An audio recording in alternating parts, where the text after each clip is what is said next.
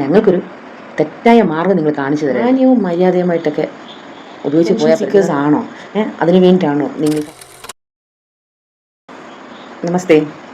അപ്പോൾ ഇന്ന് ഞാൻ വന്നത് ദിയ കൃഷ്ണ എന്നിങ്ങനെ ട്രെൻഡിങ് ആയിട്ട് നിൽക്കുകയാണ്. ദിയ കൃഷ്ണ ഒരു കാര്യം പറയുന്നു, ദിയ കൃഷ്ണയുടെ ഹസ്ബൻഡ് ഒരു റിപ്ലൈ കൊടുക്കുന്നു. കുറച്ച് കഴിയുമ്പോൾ നമ്മുടെ പേർലി മാണി വരുന്നു. ഇതെടുത്ത് നമ്മുടെ യൂട്യൂബിലെ റിയാക്ഷൻ വ്ളോഗേഴ്സൊക്കെ എടുത്ത് അമ്മാനമാടുന്നു. അങ്ങനെ അങ്ങനെ പോകുന്നു. അപ്പം ഞാൻ ഇവരുടെ ഒരു കാര്യങ്ങളെക്കുറിച്ചും ചർച്ച ചെയ്യാനല്ല ശരിക്കും ഉദ്ദേശിക്കുന്നത്. ശരിക്കും ഞാൻ അവരോട് കുറച്ച് കാര്യങ്ങൾ ചോദിക്കാൻ ഉദ്ദേശിക്കുന്നത്. എന്തിനാണ് നിങ്ങൾ സോഷ്യൽ മീഡിയ ഉപയോഗിക്കുന്നത് എന്നതാണ് എൻ്റെ ചോദ്യം. മാന്യവും മര്യാദയുമായിട്ടൊക്കെ ഉപയോഗിച്ച് പോയാൽ പറ്റും. നിങ്ങൾക്ക് നല്ല ഫേമസ് ആയിട്ട് നിൽക്കുന്ന ആൾക്കാരാണ്. നിങ്ങൾ ഡെയിലി നിങ്ങളുടെ ലൈഫ് സ്റ്റൈൽ കാണിക്കുന്ന ആൾക്കാരാണ്. നിങ്ങളുടെ ഭർത്താവ്, കുഞ്ഞ്, അമ്മ, അച്ഛൻ, ചേച്ചി, ചേട്ടൻ, അമ്മായിപ്പൻ, അമ്മായിമ്മ, ഇതുവരെ ഫെയിമിൽ വരാത്ത പലരും നിങ്ങളുമായിട്ട് കണക്റ്റായ ശേഷം ഫെയിമിൽ വരുന്നു.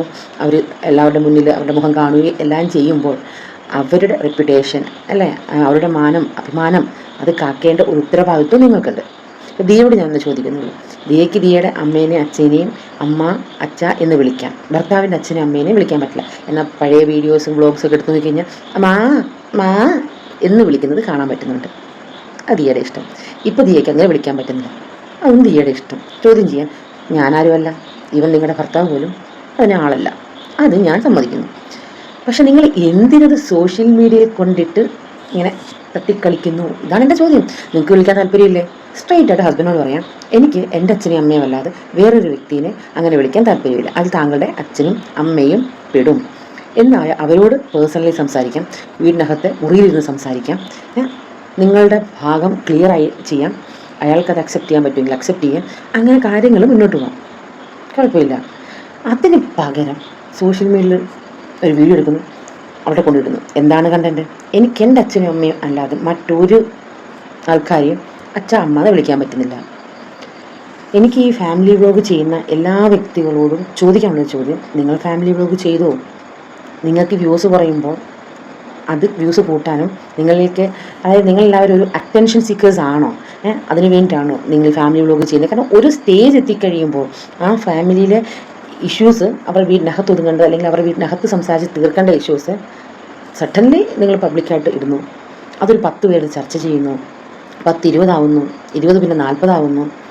കൃത്യം 2 മാസം കഴിയുമ്പോൾ നിങ്ങൾ ഏറ്റവും ടോപ്പ് ലെവലുള്ള കാർ അല്ലെങ്കിൽ ലക്ഷറി വീട് എടുക്കുന്നു. ഈ ലക്ഷറി വീടിനും ഈ ഫ്ലാറ്റ് അല്ലെങ്കിൽ കാറ് അങ്ങനെയുള്ള കാര്യങ്ങൾക്ക് വേണ്ടിയിട്ടാണോ നിങ്ങൾ ആക്ച്വലി വ്ളോഗ് ചെയ്യുന്നത്?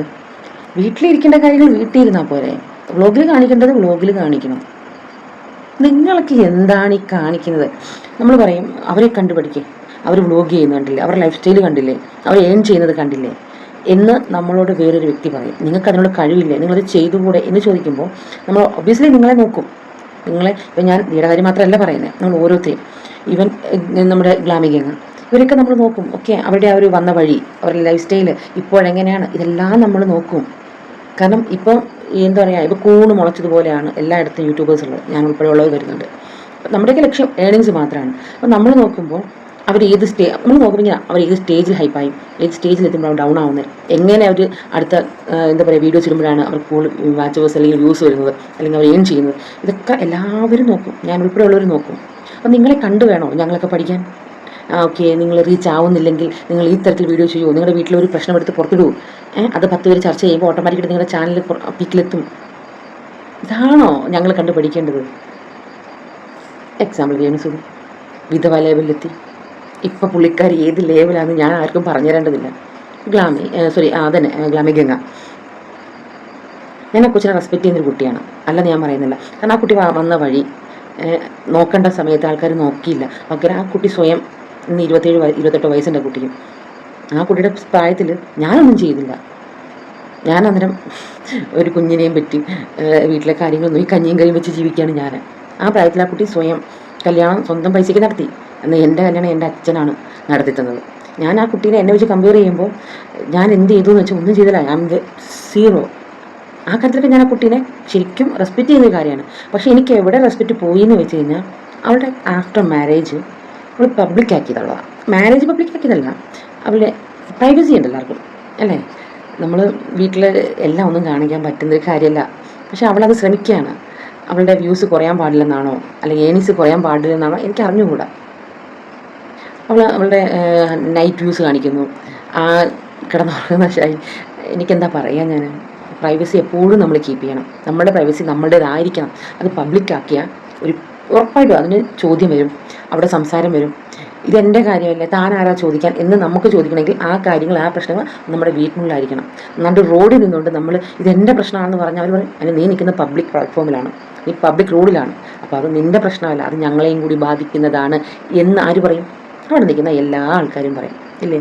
ആണെന്നോ പെണ്ണെന്നോ ഇല്ലാതെ എല്ലാവരും പറയും. അതുപോലെ തന്നെയാണ് നമ്മൾ സോഷ്യൽ മീഡിയ എന്ന് പറയുന്നത് ഒരു പബ്ലിക് പ്ലാറ്റ്ഫോമാണ്. ഇവിടെ കൊണ്ട് കാര്യങ്ങൾ ഇടുമ്പോൾ അത് സൂക്ഷിക്കണം. പേഴ്സണൽ, അതെപ്പോഴും പേഴ്സണൽ ആയിരിക്കണം. അപ്പം ഞങ്ങൾ നിങ്ങളേക്ക് എന്ത് കണ്ട് പഠിക്കണം എന്നാണ് നിങ്ങൾ പറഞ്ഞു തരുന്നത്. നിങ്ങളുടെ ഈ അപ്പനെയും അമ്മേനെയും എല്ലാവരെയും വിറ്റ് ജീവിക്കുന്ന രീതിയാണോ ഞങ്ങൾ പഠിക്കേണ്ടത്? എൻ്റെ ചാനൽ റീച്ച് ആവുന്നില്ല. സോ ഞാനൊരു കാര്യം ചെയ്യാം, നാളെ എൻ്റെ അച്ഛനെ ഇങ്ങോട്ട് പിടിച്ചത് ആദ്യം നല്ല 2 വാക്ക് പറയാം, പിന്നെ 2 ചീത്ത വിളിക്കാം.